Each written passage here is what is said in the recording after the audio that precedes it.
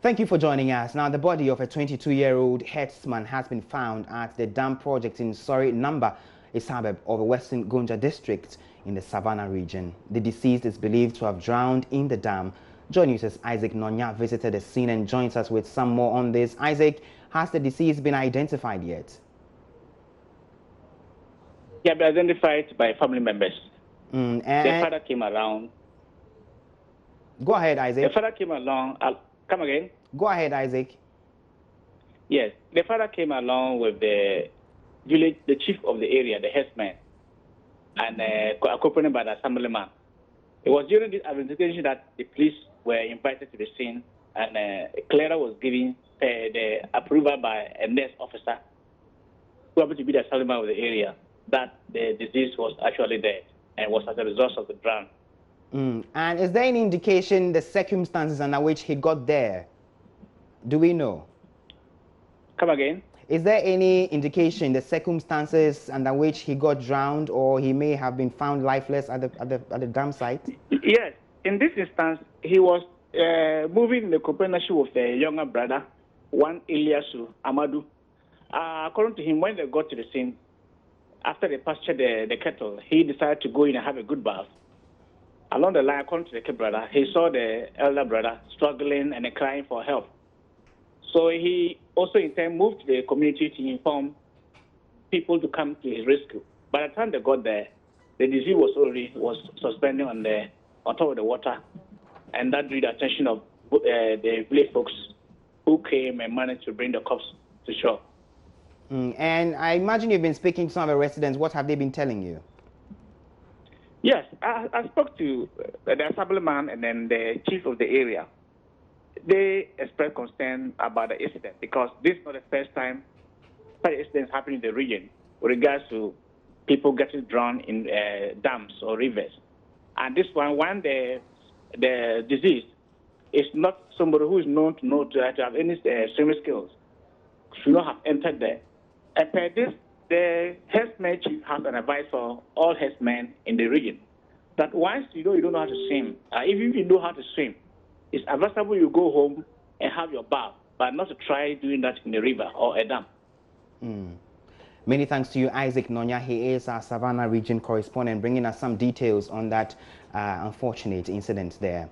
Now, in February 2019, the owner of a Liberty Hotel in the South Dai district of the Volta region was nearly lynched for allegedly murdering a native. The victim, Bani Kafui, was subsequently arrested and charged with murder despite his plea of innocence.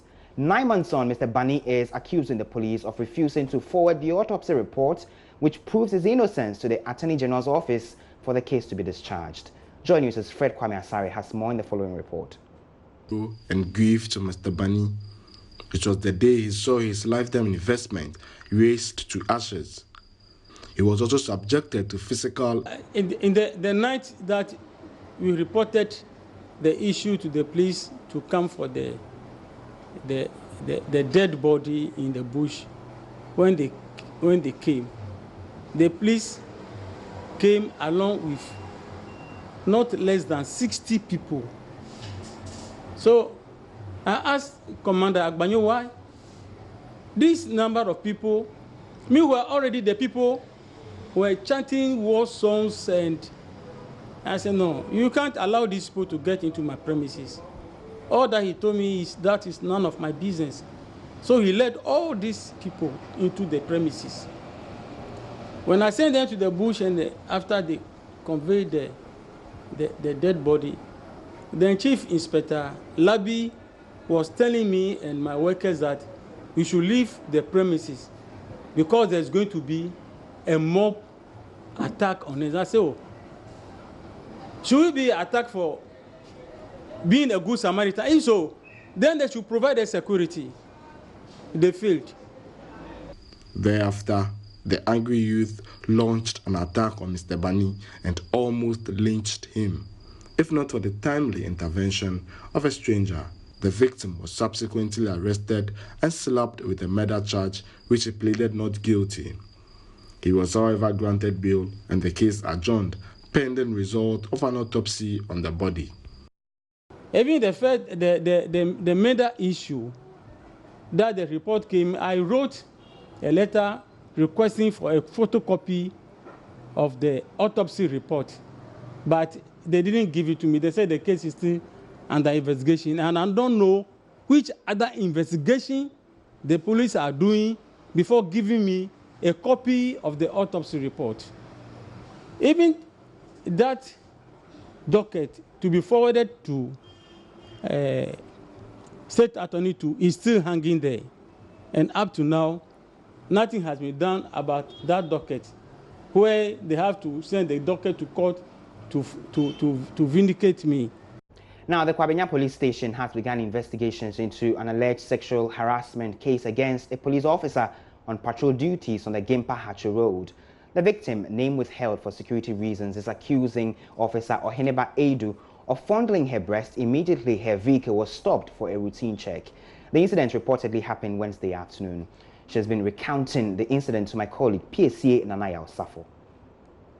My glass was down, but I was sitting directly behind the driver. So when he got there, he just put his hand through the window and then squeezed my breast. So out of shock, I was like, I was so shocked because I least expected that from a police officer on duty. So I was like, why would you do that? And my friend was like, why would you do that to my friend? And he said, when he finished with me, he will go to my friend and also do the same thing with my friend. So I asked him again, police officer, why would you squeeze my breast?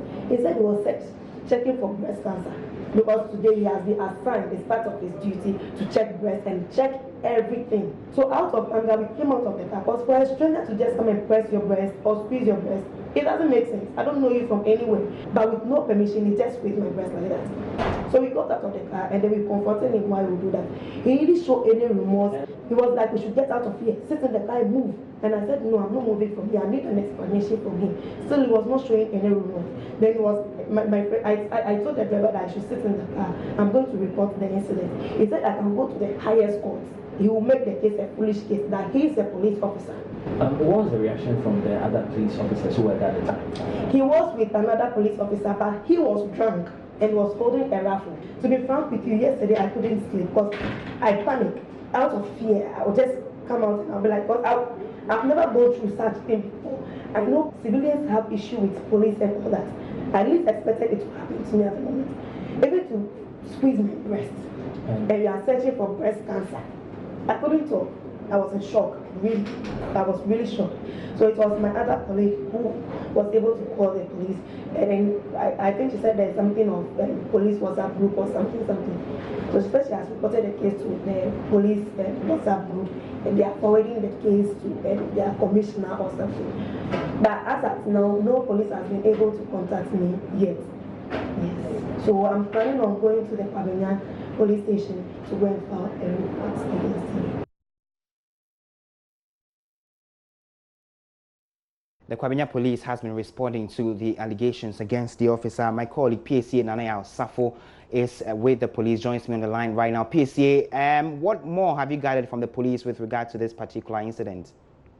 Yes, Komla. So about 30 minutes ago, to be exact, the police service here at the Kwabenya district headquarters officially received a complaint from the ones accusing or the defendants here on the matter. They have decided and they have assured the public that indeed the police service does not condone in any way whatsoever what they are describing as gross misconduct. They say should the officer be found guilty, they are going to take steps to ensure that justice is ensured. But since they just received the complaint officially, the investigations are now beginning. That means the officer may still be at post on duty today. But as and when they get to the height of investigation, if suspension to be necessary, they are willing to work on all that.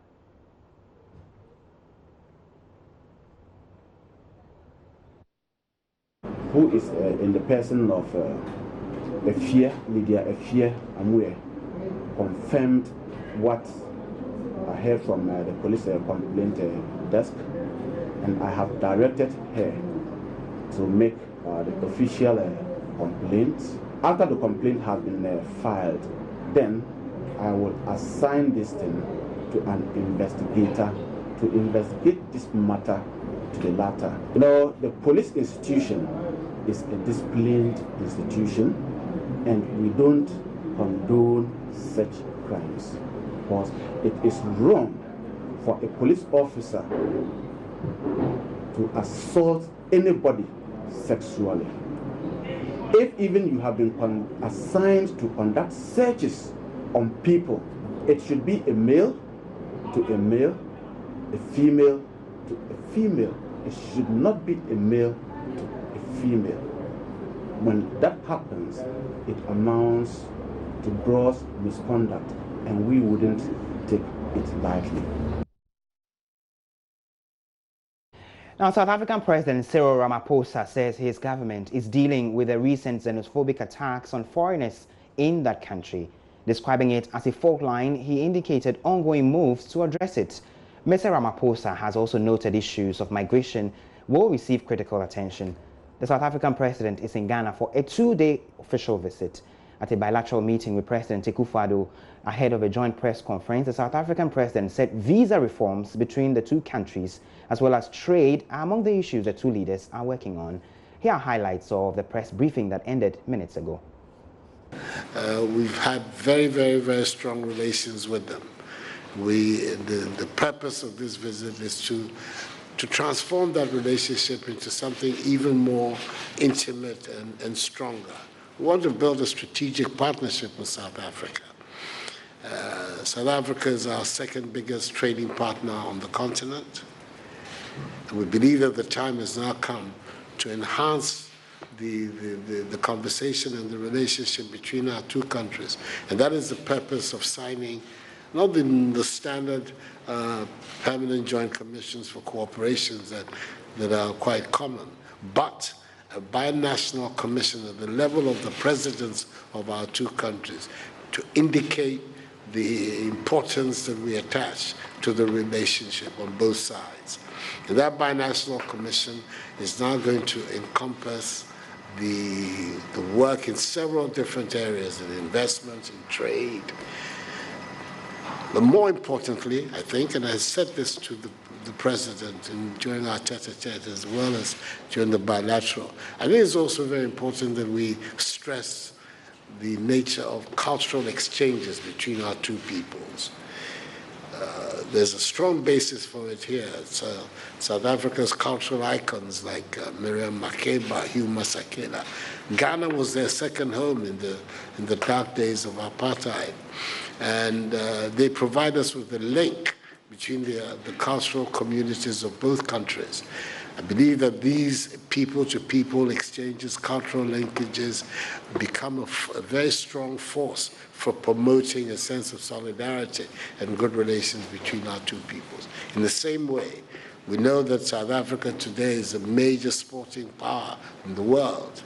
World rugby champions, world this champions, in so many areas. And I'm very strongly of the view that we in Ghana can benefit from a structured relationship with South Africa in the field of sports. And I'm hoping that it will be one of the items that the Binational Commission, when it is inaugurated in the early part of next year, will take on board and find a mechanism and modalities for making that happen. South Africa is very soon about to take over the leadership of our continental organization, the African Union. And it is important that they understand that Ghana will be a very strong and supporter of whatever initiatives President Ramaphosa wants to take to advance the cause of continental unity, continental solidarity, and the peace and stability of the continent, and the security of the continent. Whatever decisions that are going to be taken, he should know that Ghana will be firmly by his side, because we know the very positive posture that he wants to adopt for the future of our continent. My entire delegation are truly elated and very pleased to be here in Ghana. Much as it is a working visit, we already feel so much welcomed, and thank you very much indeed. We've just had wonderful discussions, both at the tete-a-tete level, as well as the talks between our two delegations. And we've touched on a whole range of matters, bilateral, between our two countries, and also continental as well as global issues. And we had an occasion to recall the historical and strategic links between our two countries. Our relationship is not yesterday's relationship. It emanates deep into history. Ghana played an important role in our struggle against oppression, apartheid, and colonialism. And Ghana became a home and a refuge to many South Africans who came here for refuge, for education, and also for cultural activities. And as you say, President, that Miriam Makeba, our national icon, who is now departed, as well as Hugh Masekela, your very, very good friend who also has departed, made Ghana their home, and they sharpened their own cultural prowess also here in Ghana. And so that increased the bond and the linkage between our two countries during the years of struggle. We had the South Africa President Cyril Ramaphosa. Earlier was President Akufo-Addo. The South African President is on a 2-day working visit to Ghana. Now, rising cost of goods and services is taking a toll on the cost of poultry feed and other inputs. Farmers say they spend up to 30 Ghana cedis to raise a bird to maturity, up from between 20 and 22 cedis a month ago. Mahmoud Mohamed Durudin has more in this report.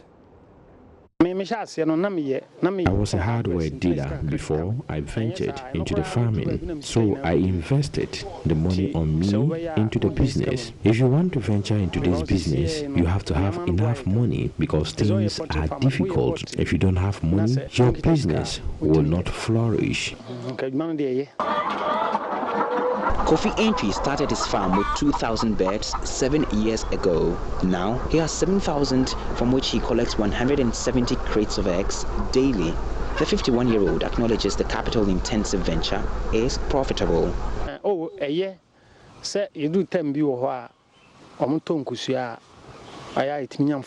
Sometimes we make profit from the sale of the eggs. I am able to get between 170 and 180 crates of eggs a day, and customers rushed to buy them. But sometimes I hardly get people to come and buy. Yesterday, for instance, I had a lot of eggs, but no one came to buy. I had to beg someone to buy them on credit.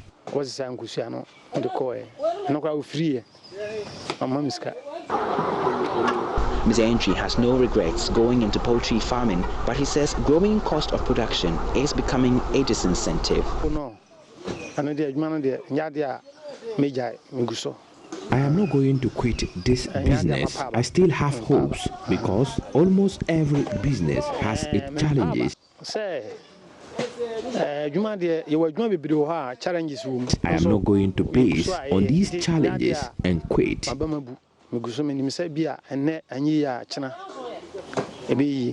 He says it takes a minimum of 30,000 cedis to raise 1,000 birds. To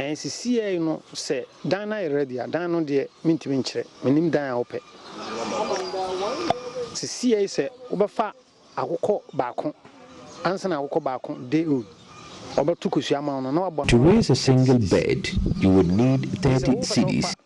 This will get 30,000. Not Dana ready. Dana ready. Drinkers in feed.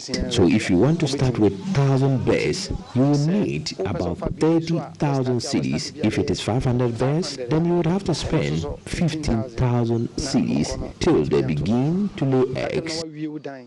Who will feed us? And the drinkers.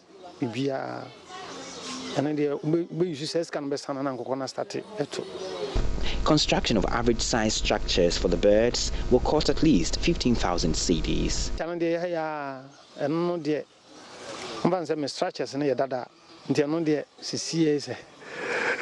If you want to start with 1,000 bears, you need at least 15,000 cedis to raise a structure for them.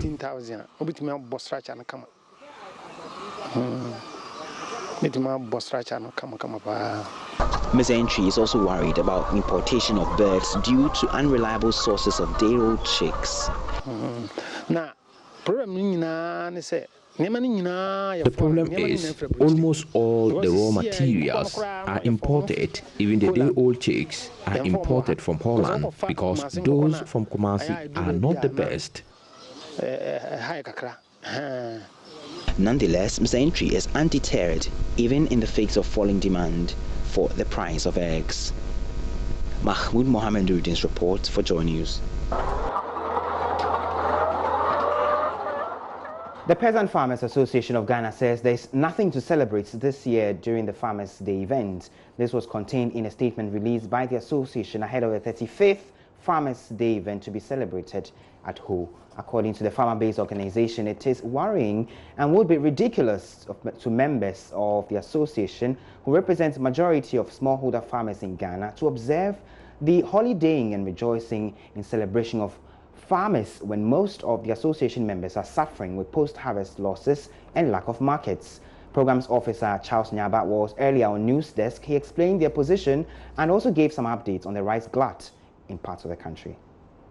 There are some areas that we will not even encourage government to go in. What is meant for the private sector, we should try to create the environment that will attract them to come and invest. Because government cannot do everything. But there are other areas that government need to come in to create the enabling environment to attract private sector to come in. For instance, the feeder roads from the farm gate to the main roadside or to the marketing center. No private person will want to go and invest in such areas. But in terms of putting in rice millers, buying combined harvesters, creating marketing facilities, private sectors can take that role. So for government to attract these people to come in, we keep talking about the gas sale that government is putting in place. We keep talking about Ghana Community Exchange that are there to also provide a platform for private sector to sell their commodities. That's fantastic. Government need to enforce that. Government also need to stand firm on the plans to ban the importation of what we produce here. I know that the private sector or business people are influential people. They will try to put pressure on government not to do that. But we think that it is the way forward if government actually want to get this sector working. The universities across Africa have gathered at the University of Cape Coast to chart a common path towards solving societal challenges. Universities are showcasing some of the innovations and breakthroughs in the agricultural sector at the University of Cape Coast. Richard Kojonyako has been interacting with the University for Development Studies at the exhibition grounds and reports researchers at UDS have produced kerosene-powered incubators to support farmers in the poultry industry. So it's the Regional Universities Forum, and it's an assemblage of the universities in the sub-region. They are here showcasing what they have been doing in the universities. This is the University for Development Studies here in Ghana. I'll ask him to take us. What's your name? My name is Dr. Courage Kosise Trafiasaba. Okay, so tell us, what do you are showcasing to the world? I have a practical example of a group of students who went to a community. They saw that they were first years, saw that the community they don't do circumcision. So what they did was to write a proposal to the district chief executive and also to the Ghana Health Service, and they were giving money, all the community members, the male, and went circumcision. Oh, okay. That's a practical example. Then also there are some communities who don't have furniture in their schools. When our students go, they try to write proposals, and through that proposal, they are able to acquire furniture for students. What do you have here? Our students went to the community and they saw that, of course, people don't have light. They don't have light. So they developed something based on kerosene. They developed incubator, which is kerosene powered. So basically, you just put your kerosene here and you put your eggs. Normally, we have guinea fowl. So you put guinea fowl eggs here and you regulate the humidity with water inside. And we have thermometer and also this for humidity checks. So this is purely kerosene power. So it can be used in rural areas where there is no electricity to hatch guinea fowl and local fowl eggs. Then after hatching, we have something to brood. You know, the normal fowl or normally brood on 10 to 12 chickens, but if you have 100 chickens, then you have to provide an artificial heating system. So this heating system is also unique. It's called Awudu heater, produced by one of our colleagues in the Department of Mechanization. You can see the system is made up of some metals, and you have also charcoals here. So you just light the charcoal, and the metals inside will get warm up and release the heat slowly for brooding of the chickens. Also, this interesting handheld sheller that, you know, when we were young, we used to do this. Even people still do it with their hands, but from the Department of Mechanization, this was manufactured by Chief Awudu from the Mechanization Department. You just put your maize here, and simple. Now, no hand in shelling your maize. Apart from the University for Development Studies, other universities across Africa, including universities in Ghana, have been showcasing to the world what they've been doing in their various universities, the innovations, the breakthroughs, and other practical things generally to help solve societal challenges. President Akufo-Addo is scheduled to pass through the exhibition grounds before proceeding to address the universities later on Thursday. Richard Kwejo-Nyakon, Joy News, Cape Coast. Now, government has been challenged to invest more in ending the soaring levels of non-communicable diseases in the country. The Ghana Non-Communicable Disease Alliance rep, Dr. Beatrice Wiafia-Dai, says non-communicable diseases such as diabetes, hypertension, cardiovascular diseases, among others, are responsible for the death of 15 million people between the reproductive ages of 39 and 69 years each year. She was speaking at a workshop in Kumasi. Non-communicable diseases kill more than 94,000 people in Ghana annually, accounting for about 42% of all deaths at a time when healthcare costs are rising. Chairperson of the Ghana Non-Communicable Disease Alliance and President of Breast Care International, Dr. Beatrice Wiafia-Dai, is urging government to take proactive action in responding to the epidemic in Ghana. Every year, more than 41 million people die from the non-communicable diseases. More than 41 million people. And we are still sitting and watching unconcerned. Most of the people who are dying from the non-communicable diseases are dying from the low and middle income countries, and we are in the center. And so, how long should we sit? Can't we do anything about it? If during the short period of the Second World War, every country, the whole world, all the continents came together and to stop the war so that they would put a stop to the number of people who are dying, why are we looking on every year 41 million people dying from cancers, diabetes, hypertension, mental health, sickle cell disease, autoimmune diseases, and all these NCDs that we have? We can do something about it. And I think it's starting from the civil society organizations. We are a force to reckon with. For Joy News, Kwesi Debra. A delegation from the National Democratic Congress, led by the party chairman Samuel Ofosu Ampofo, Ambassador Victor Smith, Betty Mode Idrisu, among others, are calling on the Ochehene Osajifo Amwetia for a paying. The purpose of a visit is not clear, but Joy News' Maxwell Kudeko joins us live from the Ochehene's Palace with some more. Maxwell, who else is part of this delegation? Well, some other council members of the National Democratic Congress were part of this delegation. The first meeting just ended not long ago. the delegation, we are told, came in with Kwame Azu to apologize to the Ochin and Ottoman for his outburst some months ago. There has been a short ritual to reverse the case placed on Kwame Azu and other issues that were raised during the traditional council demonstration. Presently, the Ochin is not in place. The meeting was chaired by the Ochin Nana Dokuya and the traditional council. We are told that later on, the Ochin was in place, and then presently the traditional council are still in the meeting with the NDC delegation here at the Benefit. All right, many thanks to you, Maxwell Kudeko. You will be following that particular meeting with the Council of Elders and the NDC and bring us updates as and when they are available.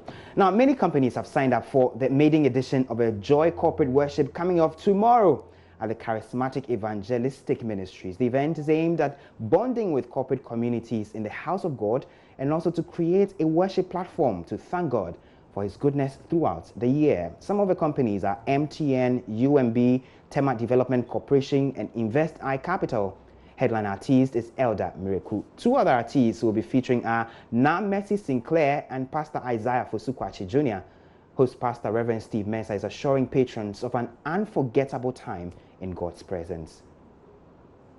Steve Mensah, Senior Pastor of CEM. I'm very, very blessed and honored to have Multimedia coming to do corporate worship with us on this coming Friday. We are teaming together. We are inviting everybody to the Joy Corporate Worship at CEM 10 a.m. on the 6th of December, this coming Friday. It's going to be awesome. And I want you to be there because I will be there and everybody will be there. God bless you. See you there on Friday. For a hiding place when you see chopper. Hi, people of God. My name is Na Mercy Sinclair. I'd like to warmly invite you to an awesome worship experience that's been organized by the Joy FM and JoyNews. This service is going to take place at the Sam Rowboat Temple on the 6th of December. It's a holiday, it's Farmers' Day. 10 a.m. sharp we're starting. By 1 p.m. we're done. You can go and have all the fun you want. It's the end of the year already, and we have every cause to thank God. And this is the reason why Joy FM and JoyNews have put together this awesome time of worship called the Joy Corporate Worship. You don't want to miss it. On that day, we'll have Pastor Isaiah Fosukwachi and Elder Miracle joining us to thank God, to love Him, and appreciate Him for how far He's brought us. Irrespective of our flaws, our sins, our mistakes, God has been faithful. You want to join us that day? 6th December, 10 a.m. Don't be late. God bless you. Hello family, I trust that you've enjoyed God's faithfulness and His mercies throughout this year 2019. And we cannot repay God for what God does, but we can be grateful and express it through our thanksgiving, our worship, and our praise. Now on the 6th, Friday the 6th of December, is the Joy Corporate Worship. And it's an opportunity for us to come and express our gratitude to God. And this is happening in the morning from 10 a.m. to about 1 p.m.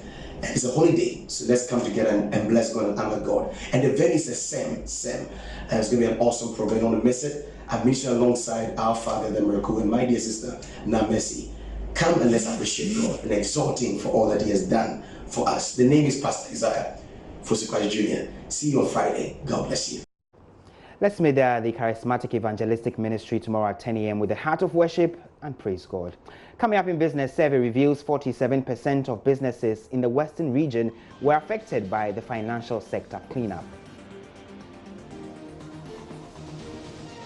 We have details after the break. Please stay with us.